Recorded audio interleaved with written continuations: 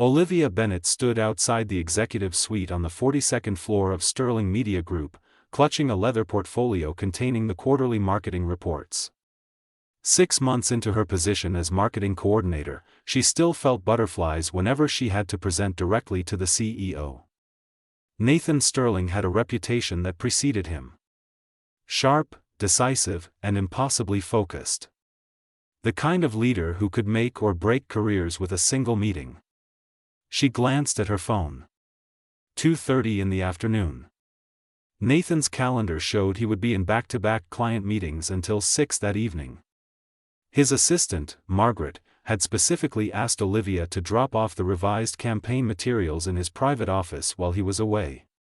The campaign launch was scheduled for next week, and every detail needed to be perfect. Taking a deep breath, Olivia pushed open the glass door to the executive suite. The reception area was empty. Margaret must have stepped out for her afternoon break. The silence felt almost eerie in such a normally bustling space. Olivia walked across the pristine white marble floor, her heels clicking softly with each step. Nathan's office door was slightly ajar. She knocked twice, waited for a response that never came, and gently pushed it open. The corner office was breathtaking. Floor-to-ceiling windows offered a panoramic view of Manhattan's skyline. The late afternoon sun cast golden streaks across the minimalist furniture and polished hardwood floors. The shocking discovery. Olivia crossed the room toward Nathan's mahogany desk, planning to leave the portfolio in the center where he would see it immediately. That was when she heard water running. Her steps faltered. The sound was coming from the private bathroom attached to his office. Before she could process what that meant, the bathroom door swung open.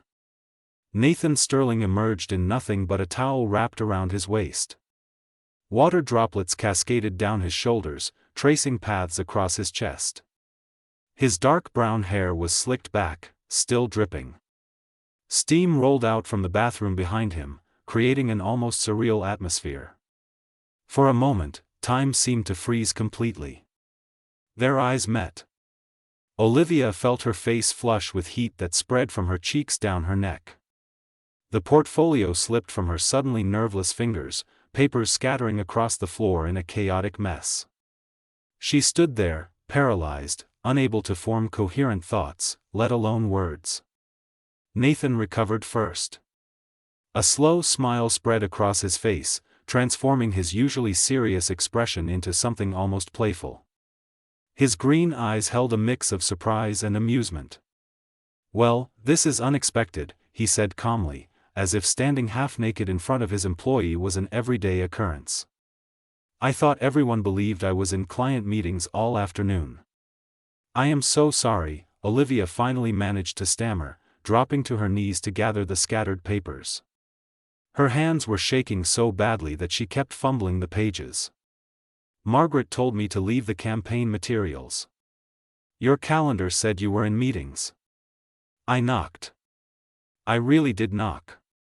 This was not supposed to happen. "The meetings got moved to tomorrow morning," Nathan explained, walking toward his desk with that same confident stride he used in board presentations. The towel stayed securely in place, but Olivia kept her eyes firmly on the floor. "I decided to use the time to work out in the building gym, then shower here before reviewing some contracts." The awkward escape. Olivia scrambled to collect all the papers, shoving them haphazardly back into the portfolio.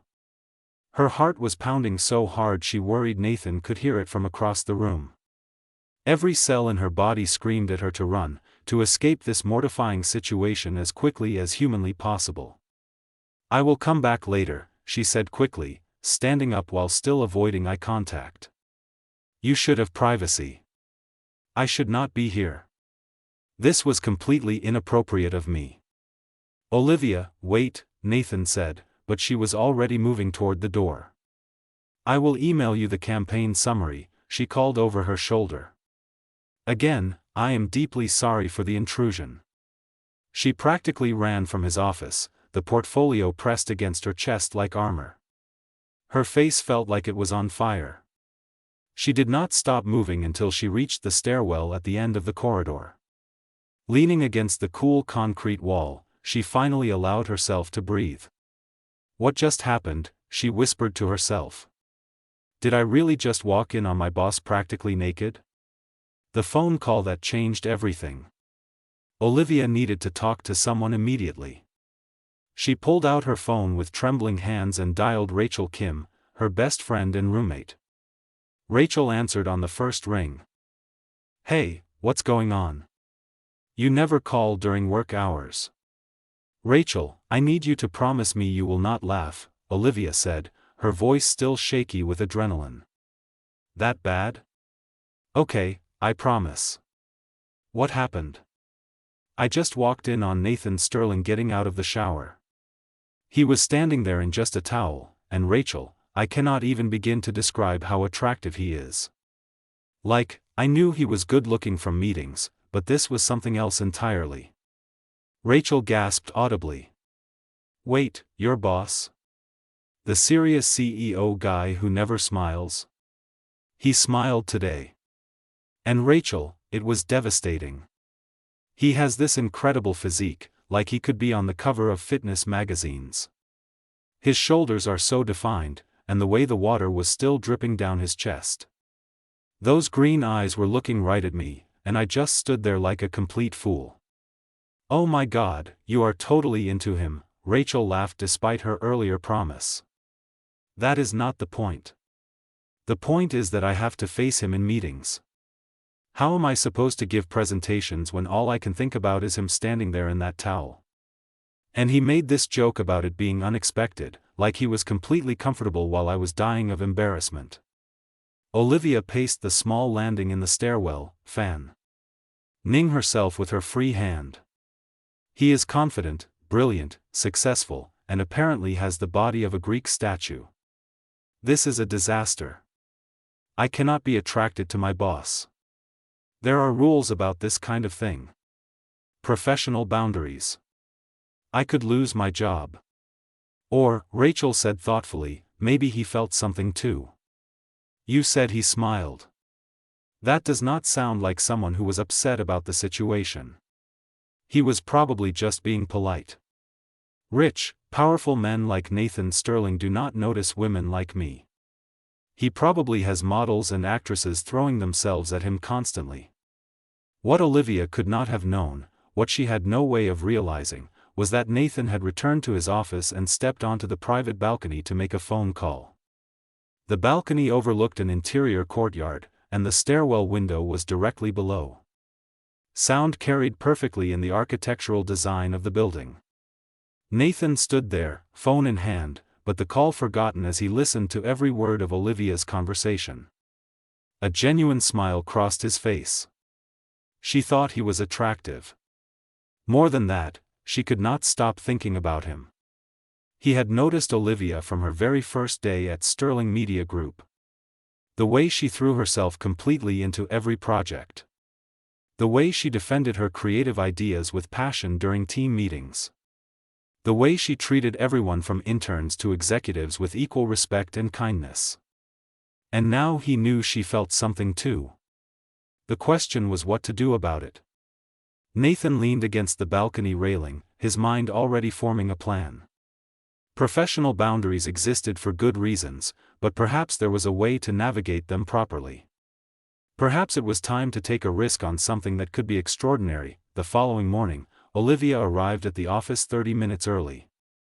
She had barely slept, her mind replaying the bathroom incident on an endless loop. Every time she closed her eyes, she saw Nathan standing there with that confident smile, water glistening on his skin. She had spent hours mentally rehearsing what she would say when she saw him again. Professional. Composed. Completely unaffected. She settled at her desk in the open marketing department, determined to bury herself in work. The campaign launch was less than a week away, and there were dozens of details that needed attention. If she stayed busy enough, maybe she could avoid thinking about her boss for more than 5 consecutive minutes. Her phone buzzed with a calendar notification. Team meeting in the executive conference room at 9 o'clock. Her stomach dropped. Nathan would be there. She checked her reflection in her compact mirror, smoothing down her navy blazer and making sure her blonde hair was perfectly in place. Professional armor, she told herself. You can do this. The executive conference room was already half full when Olivia entered. She chose a seat in the middle of the long table, safely surrounded by colleagues. Jordan Hayes, Nathan's business partner and chief operations officer, was reviewing notes at the head of the table. Jordan was a sharp woman in her early 40s, known for her strategic mind and no-nonsense approach to business. "Good morning, everyone," Jordan said, glancing at her watch. "Nathan should be here any moment. We have a lot to cover regarding the Campbell Industries acquisition." The door opened, and Nathan walked in. He wore a charcoal gray suit that fit him perfectly, his dark hair styled impeccably. His eyes scanned the room and landed on Olivia for just a fraction of a second longer than necessary. She felt her cheeks warm and quickly looked down at her notepad. "Let's get started," Nathan said, taking his seat at the head of the table opposite Jordan. His voice was calm and professional, giving no indication that anything unusual had happened between them. "Jordan, walk us through the acquisition timeline." Olivia tried to focus on the presentation, taking notes diligently. But she was hyper-aware of Nathan's presence. Every time he spoke, her pulse quickened. When he stood to point at the projection screen, she found her eyes drawn to him before she could stop herself. This was going to be impossible. The deliberate attention. As the meeting progressed, Olivia noticed something strange. Nathan kept directing questions specifically to her. Questions about marketing strategy, brand integration, consumer demographics. Nothing inappropriate, nothing that stood out to anyone else in the room. But it felt intentional. Like he was creating reasons to interact with her. "Olivia, what are your thoughts on the rebranding timeline?" Nathan asked, his green eyes focused entirely on her. She cleared her throat, willing her voice to stay steady. "I think we should allow at least 6 months for a full rebrand. Rushing it could alienate Campbell's existing customer base. We need to honor their legacy while introducing them to our vision." "Excellent point," Nathan said, and was that approval in his expression? "That aligns with my thinking exactly.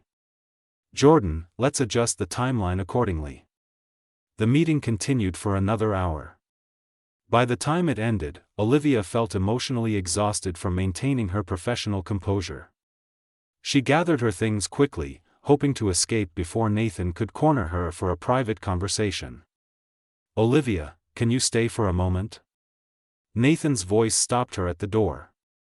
"I need to discuss the campaign materials you brought yesterday." Her heart sank. The other team members filed out, offering sympathetic smiles. They probably thought she was about to get criticized for some aspect of the campaign. If only they knew the real reason for her anxiety. Jordan lingered by the door. "Nathan, do you need me for this discussion?" "No, this is just about marketing specifics." "Thanks, Jordan." The private conversation. Once the door closed, the atmosphere in the room shifted. Nathan stood by the windows, hands in his pockets, looking out at the city below. The silence stretched between them like a physical thing. "Mr. Sterling, about yesterday," Olivia began, determined to address the elephant in the room. "I want to apologize again for the intrusion. It was completely unprofessional, and I assure you it will never happen again." Nathan turned to face her, and his expression was unreadable. "Olivia, we need to talk about something. This might be uncomfortable, but I believe in direct communication." Her pulse raced. Was he about to fire her? Report her to human resources? She gripped the edge of the conference table to steady herself. "I was on the balcony yesterday afternoon," Nathan continued, taking a step closer. "The one outside my office. I heard your phone conversation." The blood drained from Olivia's face, then rushed back twice as hot. Every word she had said to Rachel played back in her mind. The descriptions of his body. The confession that she could not stop thinking about him. The admission that she found him devastatingly attractive. "Oh God," she whispered, closing her eyes. "Mr. Sterling, I am so sorry. That was completely inappropriate. If you want my resignation, I understand. I crossed a professional line, and there is no excuse for it." "Why would I want your resignation?" Nathan asked, genuine confusion in his voice. Olivia opened her eyes to find him standing much closer than before. Close enough that she could smell his cologne, something expensive and subtle that made her head spin. "Because I said things about my boss that no employee should ever say," she managed to answer. "Because I objectified you. Because I violated professional boundaries even if it was in a private conversation." The unexpected confession. Nathan shook his head slowly. "Olivia, I am not upset. Actually, I am relieved." "Relieved?" she repeated, not understanding. "I have been trying to figure out how to approach this situation for months now," Nathan admitted, running a hand through his hair in a gesture that seemed almost nervous. "From your first day here, I noticed you. The way you present ideas with such passion. The way you treat everyone with respect regardless of their position. The way you hum softly when you are concentrating on something difficult." Olivia's breath caught. "You noticed that?" "I notice everything about you," Nathan said quietly. "But I could never say anything because I am your boss. There are power dynamics to consider. Professional ethics. I did not want you to feel pressured or uncomfortable. So I kept my distance, even though keeping my distance was becoming increasingly difficult." "I do not understand what you are saying," Olivia said, though her heart was beginning to hope. "I am saying that hearing your conversation yesterday was not embarrassing. It was liberating. Because it means I am not alone in feeling this attraction. It means that maybe there is a possibility here that I had not allowed myself to consider." Olivia stared at him, trying to process his words. Nathan Sterling, her brilliant, successful, intimidatingly attractive boss, was confessing that he had feelings for her. This could not be real. Any moment she would wake up and discover this was an elaborate dream. "This is still complicated," she said carefully. "You are still my boss. The power dynamic still exists. People would talk. Human resources would have concerns." "You are absolutely right," Nathan agreed. "Which is why I have been thinking about this very carefully. Jordan and I have been discussing restructuring the company. We are planning to promote several people into new leadership positions. You would be one of them. Director of Marketing Strategy, reporting directly to Jordan instead of to me." The proposal. Olivia's mind raced. A promotion. A change in reporting structure. It would eliminate the direct power dynamic between them. But it still felt complicated. "Are you offering me a promotion so you can ask me out?" she asked bluntly.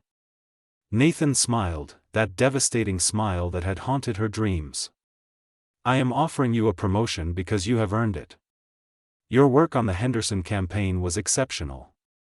Your strategic thinking is exactly what we need in a leadership role. The timing is simply fortunate." "And if I accept the promotion?" Olivia asked, her voice barely above a whisper. "Then I would very much like to take you to dinner. Somewhere far from this office, where we are not CEO and employee. Just Nathan and Olivia, two people who are clearly attracted to each other, seeing if there might be something more." Olivia looked into his green eyes and saw nothing but sincerity. This was terrifying. This could change everything. Her career, her life, her carefully maintained professional boundaries. But it could also be extraordinary. "I need time to think about this," she said finally. "The promotion, the dinner, all of it. This is not a decision I can make in 5 minutes." "Of course," Nathan said, stepping back to give her space. "Take all the time you need. But Olivia, I want you to know that I heard something else in that phone conversation yesterday. What? You said you could not be attracted to your boss. That there were rules about this kind of thing. But you never said you did not want to explore where this attraction might lead. You were worried about the complications, not about the possibility itself. He was right, Olivia realized. She had been concerned about the professional implications, but she had never once said she did not want something to happen between them. Because the truth was, she did want it. She wanted it more than she had wanted anything in a very long time. I will give you my answer tomorrow, she said, gathering her courage. About the promotion and about dinner. Nathan nodded, a small smile playing at his lips. I will be waiting. As Olivia left the conference room, her mind was spinning with possibilities. Everything had changed in the span of 24 hours. The question now was whether she was brave enough to take the leap. Olivia sat cross-legged on her bed that evening, laptop open in front of her, staring at the employee handbook section on workplace relationships. Rachel sat beside her, eating popcorn and offering commentary on every paragraph. It says romantic relationships between employees must be disclosed to human resources, Olivia read aloud. Both parties must confirm the relationship is consensual and does not create conflicts of interest. If a direct reporting relationship exists, one party must transfer departments or change reporting structures. Which Nathan already offered to do by promoting you, Rachel pointed out. He thought of everything. That man has it bad for you. Olivia closed the laptop and fell back against her pillows. This is insane. 2 days ago, my biggest worry was meeting campaign deadlines. Now I am considering dating my boss. What if it goes wrong? What if we try this and it does not work out? Then I am stuck seeing him every day at work, and everything becomes awkward and terrible. Or, Rachel said, turning to face her friend, what if it goes right? What if this is the beginning of something amazing? You have been single for 3 years, Olivia. 3 years of saying no one interesting ever crosses your path. And now someone interesting has not only crossed your path but is actively pursuing you. Someone successful, attractive, and apparently genuinely interested in who you are as a person. He noticed that I hum when I concentrate, Olivia said softly. How long has he been paying attention to me? Long enough to know you well. That is not superficial attraction. That is real interest. Olivia sat up again, hugging a pillow to her chest. I am terrified, Rachel. What if I am not enough for someone like him? He could have anyone. Models, actresses, other successful executives. Why would he choose me? Rachel grabbed Olivia's shoulders firmly. Because you are brilliant, creative, kind, and genuine. Because you light up a room when you talk about work you are passionate about. Because you treat people with respect and dignity. Stop underestimating yourself. If Nathan Sterling sees something special in you, maybe it is time you saw it too. The morning decision. Olivia arrived at the office the next morning with a clarity she had not felt the day before. She had made her decision. Now she just needed the courage to follow through. She went straight to Nathan's office, bypassing her own desk. Margaret looked up in surprise as Olivia approached. Is Mr. Sterling available? Olivia asked, trying to keep her voice steady. Margaret checked the calendar on her computer. He has 15 minutes before his 9 o'clock call with investors. Go ahead in. Olivia knocked twice on the office door. Nathan's voice called for her to enter. He was standing by the windows, coffee cup in hand, reviewing something on his tablet. When he saw her, his expression shifted from professional concentration to something warmer. Olivia. I was not expecting you this early. I have my answer, she said, closing the door behind her. About the promotion and about dinner. Nathan set down his tablet, giving her his complete attention. I am listening. The acceptance.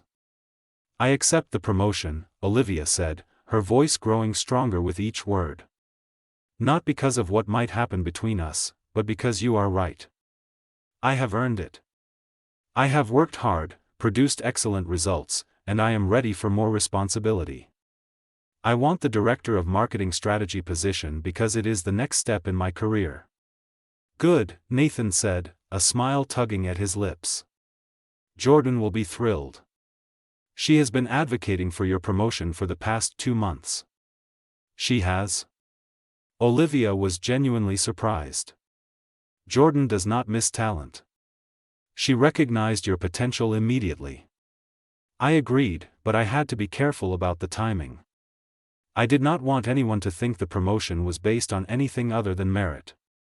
Olivia took a deep breath. This was the harder part. And about dinner. I am terrified. This could complicate everything.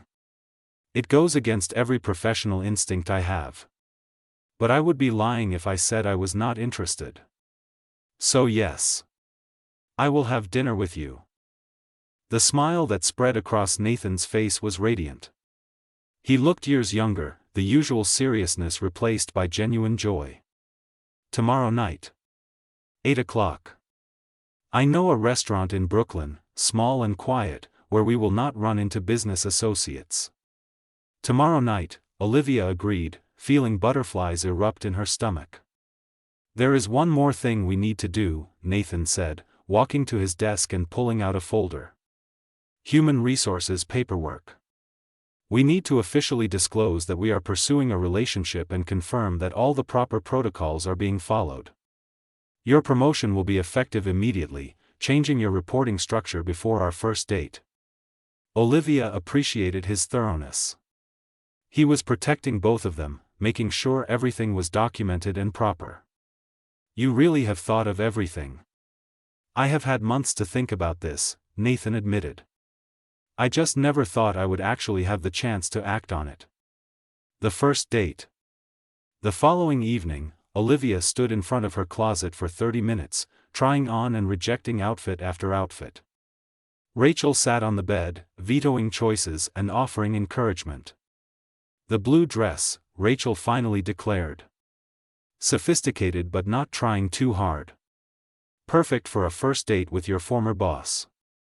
He is still technically my boss, Olivia said, slipping into the sapphire blue dress. Just not my direct supervisor anymore. Details, Rachel waved dismissively. You look stunning. Now go meet your handsome CEO and have the most romantic evening of your life. Nathan had offered to pick her up, but Olivia had insisted on meeting him at the restaurant. She needed a few extra minutes to calm her nerves. The restaurant was tucked away on a quiet Brooklyn street, intimate and elegant without being pretentious. Soft lighting, exposed brick walls, and the gentle murmur of conversation created a warm atmosphere. Nathan was already there, standing as she approached the table. He wore dark jeans and a crisp white shirt, no tie. She had never seen him so casual, and the look suited him perfectly. You look beautiful, he said simply, pulling out her chair. Thank you. You look different without a suit. Good different. They started with small talk, both of them slightly nervous despite the attraction that had brought them there. But as the evening progressed, the conversation flowed more naturally. They discovered shared interests. Both loved classic films. Both had complicated relationships with their ambitious careers. Both valued honesty and direct communication. The honest conversation. Over dessert, Nathan reached across the table and took Olivia's hand. The touch sent electricity through her entire body. I need to be completely honest with you about something, he said seriously. Olivia's heart skipped. What is it? I have not done this in a very long time. Dating, I mean. I built Sterling Media Group from nothing, and it has consumed most of my adult life. I have had relationships, but nothing serious. Nothing that made me want to make time for another person. Until you. Olivia squeezed his hand gently. I am scared too. My last relationship ended badly. He could not handle my career ambitions. He wanted me to be satisfied with less because my success made him feel inadequate. Since then, I have focused entirely on work. It felt safer. I never want you to diminish yourself, Nathan said fiercely. Your ambition is part of what attracts me to you. I want a partner who challenges me, who has her own dreams and goals. Someone who understands the demands of building something meaningful. Is that what you want? Olivia asked softly. A partner? I want to see where this goes, Nathan said. I want to take it slow, do this right. Get to know each other outside the office. Build something real. But yes, eventually, I hope we could be partners in every sense of the word. The new beginning. 2 months later, Olivia stood in the Director of Marketing Strategy office that was now hers, looking out at the Manhattan skyline.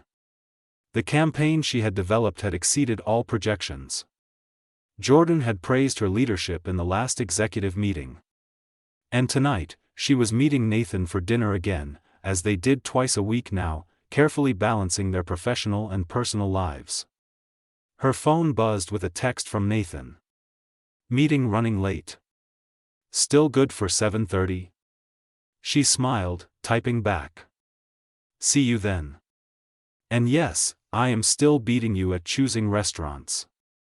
Their relationship had become the worst-kept secret at Sterling Media Group, though they maintained perfect professionalism at work. The human resources disclosure had been filed. Her performance reviews now came from Jordan. Everything was above board and proper. Rachel had been right. Taking the risk had been worth it. Olivia had found not just romance but a true partnership with someone who valued her mind as much as her heart. Someone who challenged her to be better while supporting her unconditionally. The balcony revelation. One evening, as they stood together on the balcony outside Nathan's office, watching the sunset paint the city in shades of gold and pink, Nathan pulled her close. Do you remember when you called Rachel from the stairwell? He asked. How could I forget the most embarrassing moment of my life? I was standing right here, Nathan said, gesturing to the spot where they stood. I heard every word. And I remember thinking that I had been given an unexpected gift. The knowledge that you felt something too. That maybe I was not crazy for wanting something that seemed impossible. Olivia leaned into him, feeling safe and cherished. I am glad you overheard. Otherwise, we might have spent months dancing around each other, both too scared to make a move. Sometimes the most embarrassing moments lead to the best outcomes, Nathan said, kissing the top of her head. I walked in on you in a towel, confessed to my best friend that I thought you were hot, and you overheard everything, Olivia laughed. If that is not the foundation for a great love story, I do not know what is. A great love story, Nathan repeated thoughtfully. I like the sound of that. As the sun set over Manhattan, Olivia reflected on how drastically her life had changed from that mortifying afternoon. She had taken a risk, accepted a challenge, and opened herself to possibility. And in doing so, she had found something she had not even known she was searching for. True partnership, genuine connection, and a love built on mutual respect and understanding. The accidental encounter had led to an overheard confession. The confession had led to honesty.